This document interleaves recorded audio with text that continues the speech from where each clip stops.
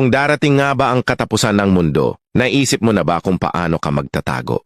Matagal nang naghanda ang mga survivalist. Gumawa sila ng iba't ibang klase ng mga underground fortress sa likod bahay o sa mga inabandonang butas ng balon. May mga pasukan na sobrang lihim na animoy karaniwang takip ng manhole. Pero kapag binuksan ay may nakatagong labirinto ng mga pasilyo, kanlungan, at kahit simpleng rails para mabilis na makapagdala ng tao at mga gamit. Ang mga bunker na ito ay may sapat na pagkain, tubig, at mahahalagang gamit para tumagal ng ilang buwan. Higit pa rito, naglagay din sila ng ventilasyon at power system para maging komportableng maliit na mundo ang loob.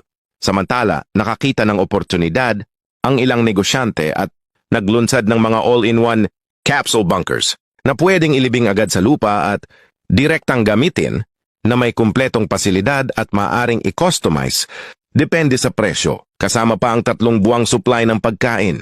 Ngunit kahit na matibay ang mga underground fortress na ito at kayang tiisin, ang natural na sakuna sa harap ng nuclear bomb at matinding doomsday crisis, kaya ba talaga nilang iligtas ang tao? Sa Estados Unidos, maraming kabataang babae ang gumagawa ng isang trabaho na kumikita ng hanggang $50,000 kada buwan. Ang kanilang propesyon, mga welder. Mahirap isipin na ang kanilang itsura ay konektado sa mabibigat na trabahong may bakal. Pero sa loob ng paggawaan, habang lumilipad ang mga sparks, ang kanilang matatag at eksaktong kamay ay madalas pang nakakahigit sa kakayahan ng maraming lalaking katrabaho. May nagsasabi na ang welding ay nakakasira ng balat, marumi ang kapaligiran at nakakapagod ang trabaho. Pero dahil mas maingat sa detalye ang mga babae, sila ay lalo pang mahusay sa precision welding.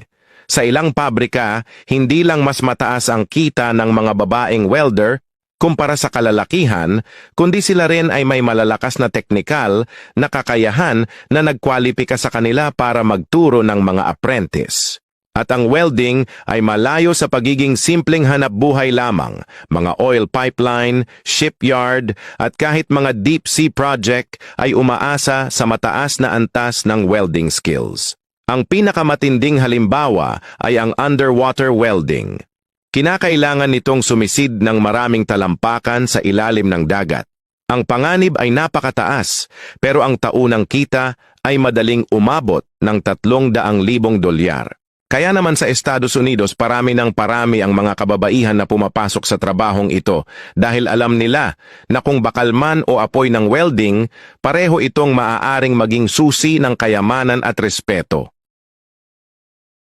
Kita mo tong babaeng blandina na ito? Siya lang naman ang pinakasikat na car reviewer sa mundo at nagmamay-ari ng mga pinaka-expensive na sasakyan sa buong mundo. From selling a $100 million car to cruising a $4 million Lamborghini yacht and reviewing Lamborghinis from the future. Sa limpak-limpak na milyong halaga ng dolyar na sasakyang kanyang binibili o binebenta, mapapatanong ka na lang talaga, gaano na nga ba kayaman si Supercar Blondie? Meet Alexandra Mary Hershey, aka Supercar Blondie, isang 39-year-old Australian social media celebrity, presenter, at isang female supercar driver / vlogger na naka-based ngayon sa Dubai. Bata pa lang is car enthusiast na talaga siya. Ang kwento niya, lumipat siya sa Dubai because of her work as a journalist pero nagkaroon ng shift of career nung nag-start siya sa social media featuring supercars in Dubai. Alam niyo naman ang lugar na Dubai. Halos lahat ata doon naka-luxury or sports car. Ang aangas ng mga sasakyan doon. Kaya di hamak na maraming netizens ang talagang napawaw sa mga videos niya, kaya tuluyan na siyang nag-viral. Yung mga kadalasang mga sasakyan na bihira nating makita o hindi pa nga nakikita sa social media, kadalasan unang nakikita yan sa mga video ni Supercar Blondie. Ayan, since may idea na tayo kung sino si Supercar Blondie, it's finally time naman to reveal her super lots of money.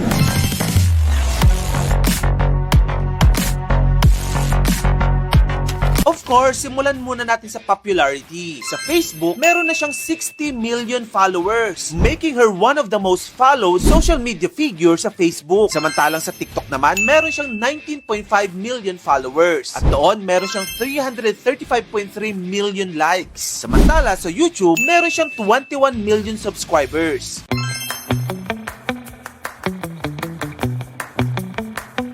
Eto na nga, straight to the point na tayo. Dahil ayon sa socialblade.com, ang kita ni Supercar Blondie in YouTube ay nasa $500,700. O kung i-convert mo ito, pumapatak ito sa 28 million pesos. At ito, kita niya lang sa isang buwan. Grabe no, imagine kumikita ka ng 28 million pesos sa isang buwan. Pwede ka na magpatayo ng mansyon monthly. How about for a year? Eh magkano kaya ang sinasahod niya sa YouTube? Well, nasa $6 million ito or approximately 352 million pesos. Nako, mapapasana all ka na lang talaga. Take note ha, sa YouTube pa lang yan. Iba pa yung kinikita ni Supercar Blondie sa kanyang ibang social media accounts, gaya ng paid endorsements at bayad sa car reviews na ginagawa niya sa TikTok pati sa Instagram channel niya. Pero alam mo ba, hindi lang basta-basta vlogger itong si Supercar Blondie. Isa rin siyang CEO ng SBX Cars, na isang online auction for buying and selling luxury vehicles. At ayon sa mga bali-balita, kumikita siya dito ng nasa $1 million kada buwan. Ito ay mula sa mga nakukuha niya sa mga commissions sa mga nabebenta niya mga luxury at sports car. So that's additional 58 million pesos sa kanyang monthly income.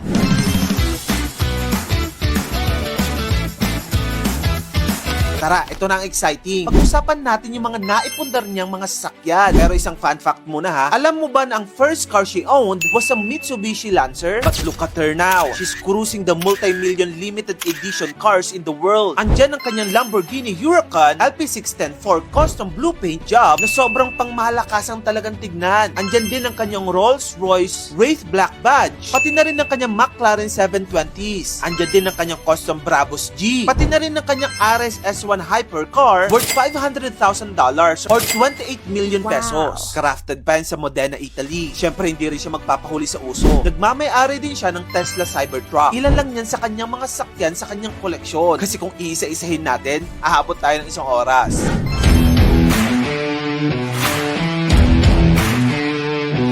So wag na nating pahabain pa ang usapan at alamin na natin ang kanyang kabuuang yaman. Supercar Blondie is na worth $45 million o nasa tumataginting na 2.6 billion pesos. Yes, bilyonarya na po ang car reviewer na ito. So ayan na nga ang kwento at yaman ni Supercar Blondie. There's nothing like living in luxury and making lots of money with your favorite hobby.